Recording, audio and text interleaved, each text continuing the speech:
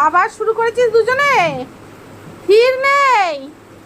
হ্যাঁ গলু, দিদিকে কেন বিরক্ত করছো? দেখো লুসি কত ভালো আমাদের, দেখো দেখো তোমাকে হামি খাচ্ছে আর তুমি দিদিকে কামড়াচ্ছ।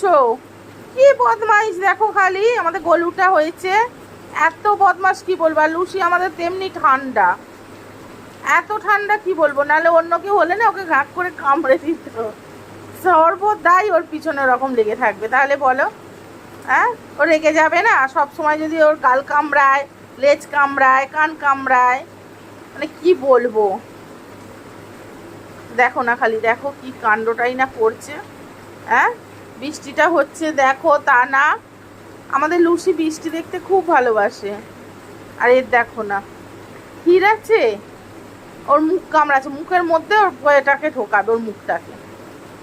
এত বদমাস দেখছো? ও কি রে গলু, তোমার এরকম করছে লুসি?